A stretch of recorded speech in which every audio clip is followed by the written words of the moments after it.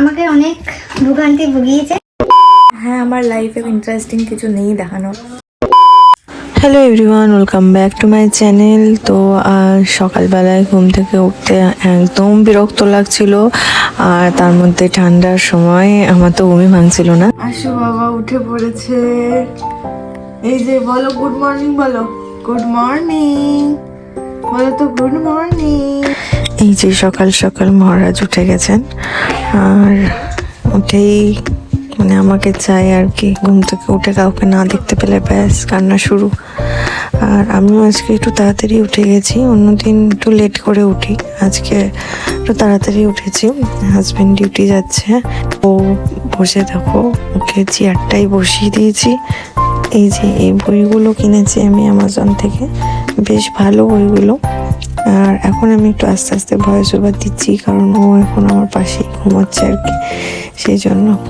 আর এই বইগুলো বেশ ভালো, খারাপ না, অনেক কটা প্যাকেট এসছে। আগের ভিডিওতে আরজুস কিচেন আমাকে কমেন্ট করেছে যে খুব সুন্দর লাগছে ভিডিওটা, তো তোমাকে বলি thank you.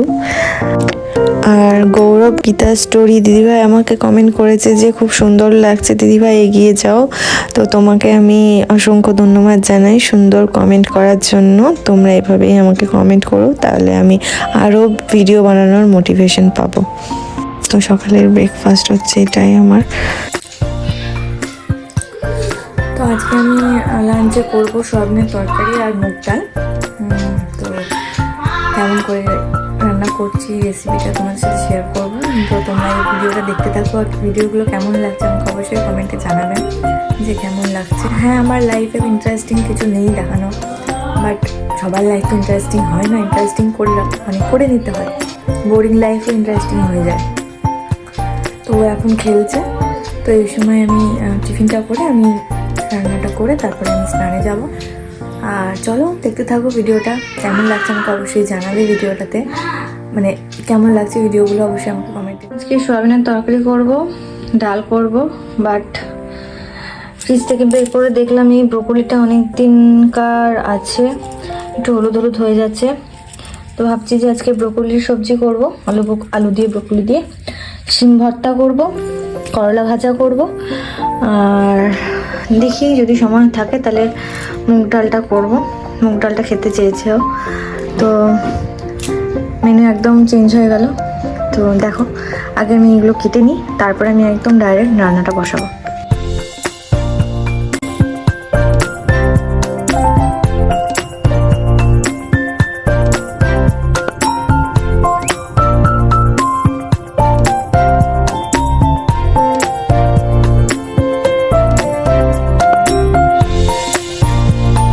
A few moments later.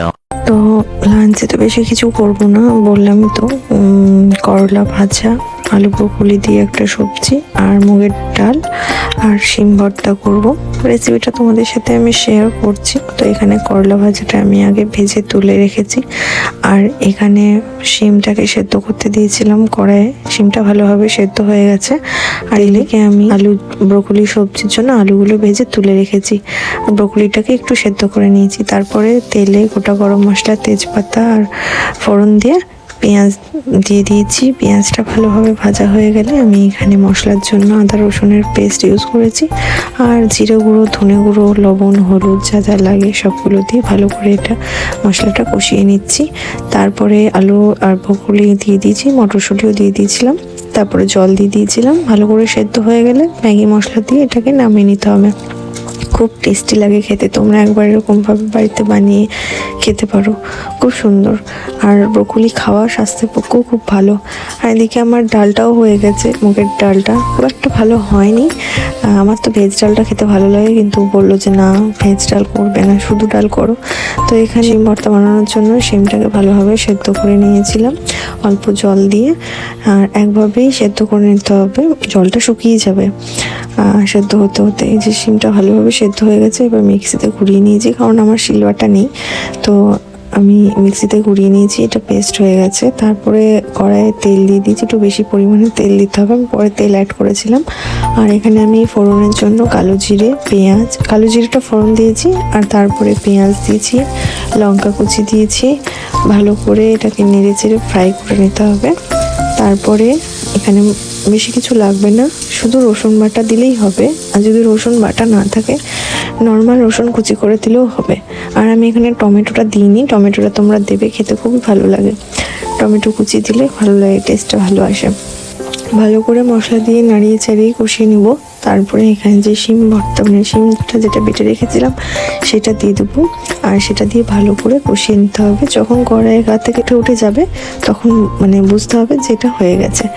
তো এই যে আশুসোনার স্নান কমপ্লিট, আর দিদি ওকে একটু বাইরে নিয়ে এসেছিলো, আর একজন ওকে দেখে টাটা করছিল।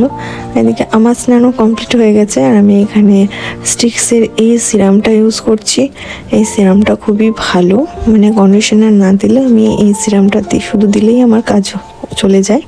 আর তারপরে ভালোভাবে হেয়ারটাকে ব্লোডার করে শুকিয়ে নিয়েছি আমি। তারপরে অ্যাজ ইউজুয়াল সিঁদুর পরে মুখে একটু ক্রিম দিয়ে রেডি হয়ে নিচ্ছি, কারণ স্নান করে স্কিনটা খুব ড্রাই হয়ে যায়। আর সেই জন্য এখানে আমি সানস্ক্রিন ব্যবহার করেছি। সানস্ক্রিনের জন্য যেটা আমি ইউজ করি অ্যাজ ইউজুয়াল এই অ্যাকোয়ালজিকা সানস্ক্রিন, ভালো সানস্ক্রিনটা, আর এসপিএফও আছে। তো এটা সানস্ক্রিনটা পরে বাইরে যেতে পারো, নো প্রবলেম। তো আমি এখানে সিঁদুর পরে নিয়েছি। আর এই যে আমার লাঞ্চ, মুগ ডাল, এদিকে রয়েছে করলা ভাজা আর শিম ভর্তা, আর এদিকে রয়েছে আলু দিয়ে ব্রোকলি যে সবজিটা করেছিলাম সেটা, ওটা একটু লবণ বেশি হয়ে গেছিলো, বাট খেতে ঠিক লাগছিল। আর এটা হচ্ছে আমার থালি। তো অ্যামাজন থেকে আমি এই পার্সেলটা অর্ডার করেছি। তো চলো দেখি এই পার্সেলটার মধ্যে কি আছে। বাপরে, তুই একবারে ছটফট করছিস একদম।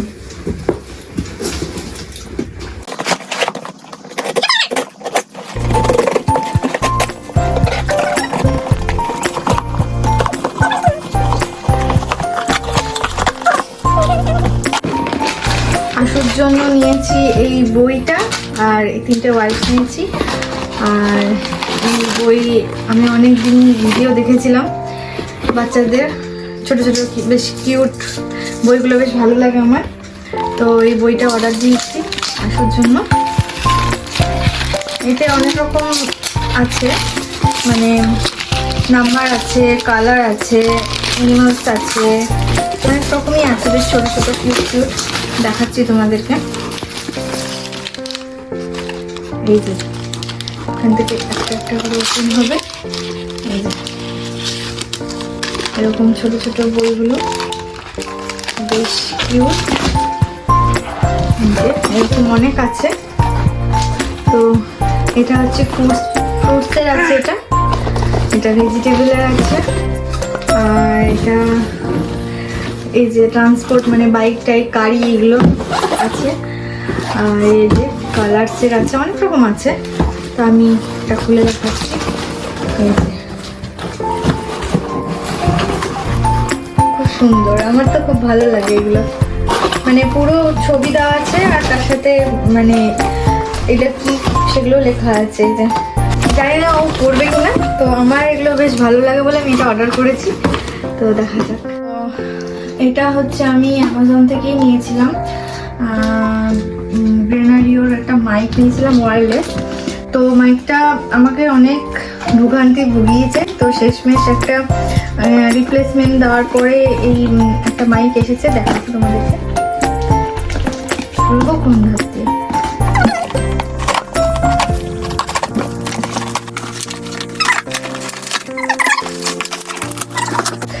রিভিউ শুনেছি, তারপরে আমি এটা অর্ডার করেছিলাম। তো ফার্স্টে যেটা আমি অর্ডার দিয়েছিলাম সেটা একটু ডিস্টার্ব করছিল, 2-3 বার আমার রিপ্লেস এটা নতুন দিয়েছে। তো দেখা যাক এটা ইউজ করে।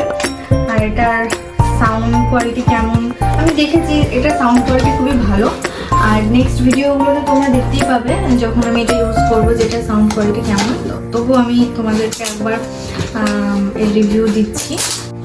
এই যেটা হচ্ছে গ্রেনারিওর মাইক, আর এর মডেল নাম্বার হচ্ছে S12। তো এর সাথে একটা ম্যানুয়াল দিয়েছে, আর এটা হচ্ছে রিসিভার, আর এটা হচ্ছে অরিজিনাল যে মাইকটা। তো দেখা যাক এটা কেমন কাজ করে। ফার্স্টে যেটা আমি নিয়েছি মানে পেয়েছিলাম সেটা তো খুব একটা ভালো ছিল না, আর জানি না এটা আশা করছি নতুনই দিয়েছে, বললো তো নতুনই রিপ্লেসমেন্ট করে নতুন দিবে। তো এটা ইউজ করে তোমাদেরকে দেখাবো কেমন এটা। আর এদিকে আমার হাজবেন্ড চলে এসেছে ডিউটি থেকে, আর আমি ওর কোলে বসে আসলে মারছি, কি করব। আসলে খুব ভালো লাগে মনটা। তখন আশু ঘুমোচ্ছিল, তো আশু উঠে গেছে ঘুম থেকে, আর ওকে আমি আদর করছি। এত আমার ভালো লাগে চটকাতে, কি বলবো, বাচ্চাদেরকে আমার চটকাতে খুব ভালো লাগে। আর এদিকে দেখো ওর সাথে আমি মজা করছি। আর রাতের ডিনার বলতে রুটি হয়েছিল, আর সবজি তো ছিল সকালকার, সেটা দিয়ে আমাদের হয়ে গেছে। তো আমাদের ডিনার কমপ্লিট হয়ে গেছে, আর এখন বাজছে 11:30 মতো। আমরা একটু পরেই শুয়ে পড়বো, আর সেরকম কিছু দেখানোর নেই। তো আসলে খাওয়া হয়ে গেছে। তো আজকে ভিডিওটা কেমন লাগলো অবশ্যই আমাকে কমেন্টে জানিও। দেখা হচ্ছে নেক্সট একটা ভিডিওতে, ততক্ষণের জন্য টাটা।